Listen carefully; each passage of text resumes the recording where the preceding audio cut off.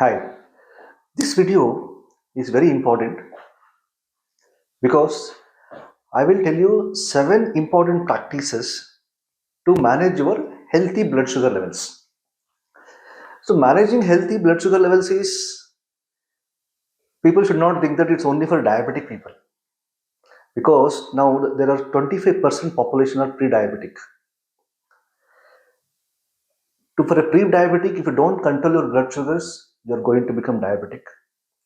And even for a normal people, if you don't control your blood sugar spikes for a long time, always your sugar spikes keep on spiking, and your pancreas is trying to control the sugars by secreting insulin.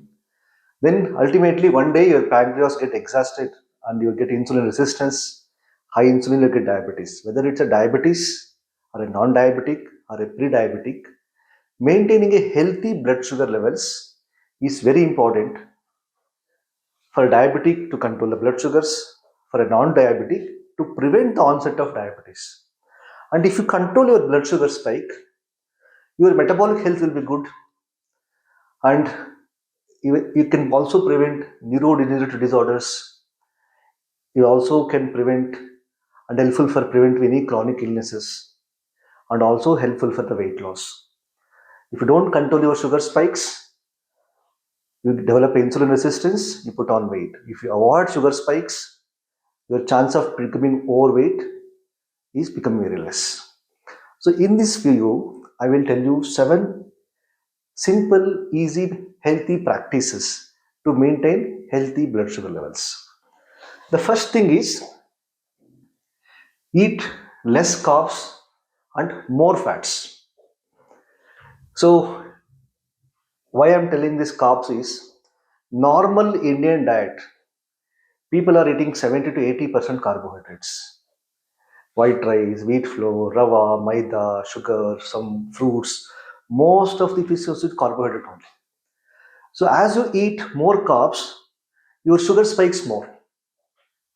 See, we have 3 macronutrients: carbohydrates, protein, and a fat. If you eat carbs, your sugar spikes high. If you eat a proteins, your sugar spikes less. And if you eat a fats, your sugar spikes very, very less. So ultimately, what we should be eating? We should be eating less carbs, moderate proteins, and good amount of healthy fats.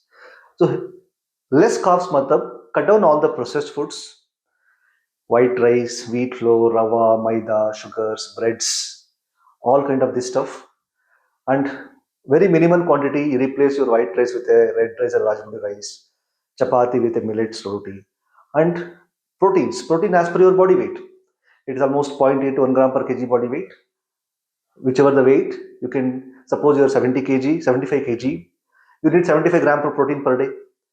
Divide it into 3 meals and eat 25 gram in each meal, and eat good amount of healthy fats because the whole society is scared of fats. People think that if you eat fats, my cholesterol will go high. I am prone to heart disease and all. All this is false. Healthy fats are very essential to maintain the blood sugars. Natural Greek yogurt, paneer, nuts, seeds, egg yolk, even the fat in the red meat, all are healthy fats, except the seed oils, what we get in the market, like sunflower oil, safflower oil, except the seed oils. All these naturally available fats are healthy fats. Eat enough healthy fats. In one meal, you can have a egg, other meal, you can have a paneer, other meal, you can have a Greek yogurt. Having these healthy fats will reduce your sugars, and your dietary intake of fat doesn't influence your blood cholesterol. Don't worry about this myth. Eat enough healthy fats in every meal because fats are the building blocks. Eat less carbs, moderate protein, and good amount of healthy fat. This is the first best practices you have to adopt. Second thing is, since our most of the diet is always monotonous, people eating the same thing. Good morning, routinely they eat paratha, idli, dosa, then again rice, chapati, monotonous eating. There are not a lot of nutritional gaps. To bridge that nutritional gaps and to increase the energy production, you need to have compulsory, anybody above 30 years must have these 3 supplements compulsorily, either through supplements or through natural diet. One is omega 3. It's a very strong anti-inflammatory and also good for a prevention of a chronic inflammation. Omega 3 is naturally available in flax seeds, walnuts, fish, and if you don't get them properly, I suggest weekly 3 to 4 days take in good quality omega supplements. Second thing is magnesium. Magnesium is there in nuts, seeds, pumpkin seeds, and all. If you're not taking them regularly, have a magnesium supplement in the night. It is good for your diabetes, relaxes your blood vessels, and make you sleep better. Magnesium glycinate.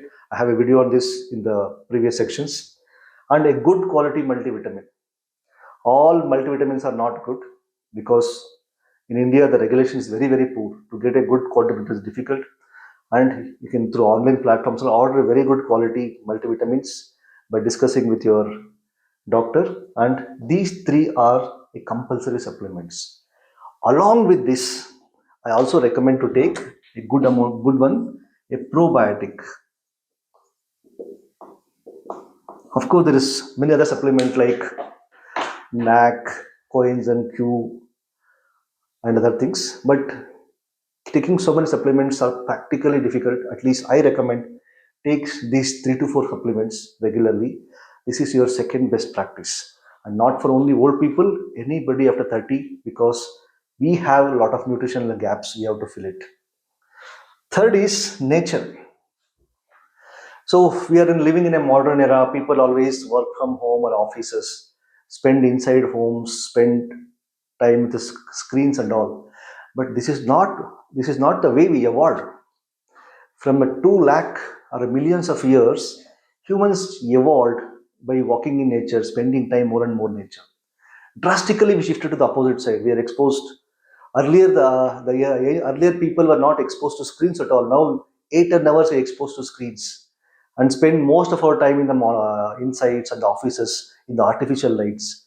Spend more time in nature. As you spend more time in the nature, your body chronic inflammation will decrease. Like for example, whenever there's option, at least 10 15 minutes have a barefoot walking on a grass or a mud or a sand. This will reduce your chronic inflammation. One of the major cause of this diabetic other thing is chronic inflammation. When the chronic inflammation is reduced and when you spend more time in the nature, your stress hormones will come down. When the stress hormones will come down, your sugar spikes less. So spending time in the nature is, as evolutionary perspective, the most important thing for our health. At least half an hour, 1 hour, whenever there is a possible, try to spend more time with the nature. Fourth is fasting. So for a diabetic people already on medications, don't directly go for a fasting without advice. For all rest all who are not on any medications, fasting is the best medicine. At least if not daily or alternate day, maintain 15 to 16 hours fasting. At least between dinner to breakfast, give 15 hours gap. Suppose if you have a dinner at 7 o'clock, have your breakfast at 11 o'clock. In that gap, you drink plenty of water. In this also, I made 2 3 videos in the previous section. You can watch that. Fasting is ancient health secret. Everyone must do fasting at least periodically. Intermittent fasting, that means the periodic way of eating. There's a lot of research on this. Don't go with any other trend. Fasting is healthy for you. Fifth is reduce sleep, stress, and sleep more.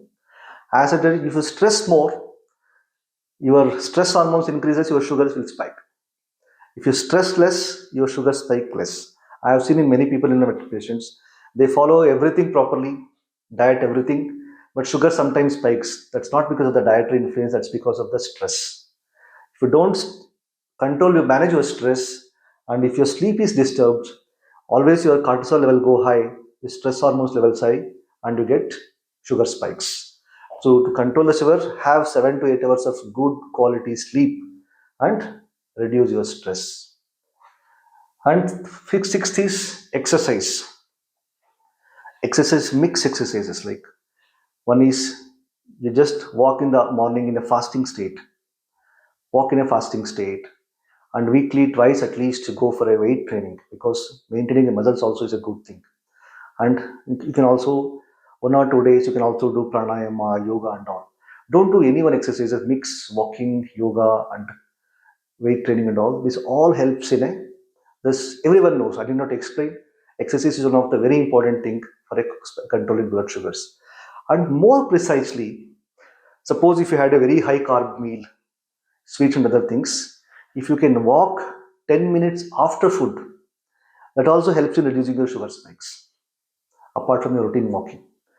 The seventh important is ACV and Methy seeds, apple cider vinegar and Methy seeds. Methy seeds in the, as soon as you get up in the morning, and apple cider vinegar with a mother. Just take 30 minutes before your meal, at least once or twice before breakfast and before dinner. This helps to control your sugar spikes and also increases insulin sensitivity. So these are the 7 important practices I recommend every adult to practice to have a healthy blood sugars, not only for diabetic, even for a non-diabetic people. Thus, it helps you in avoiding blood sugar spike for diabetic, for a non-diabetic people. It prevent the onset of diabetes and also prevent the onset of many chronic diseases and also helps in weight loss. These are 7 simple weight losses, and each one of them I made separate videos in the earlier sections. You can watch them also. There is a separate video on apple cider and methi seeds, separate videos on fasting, all those things. But in the nutshell, this is a summary how we can maintain our healthy blood sugar. That's it.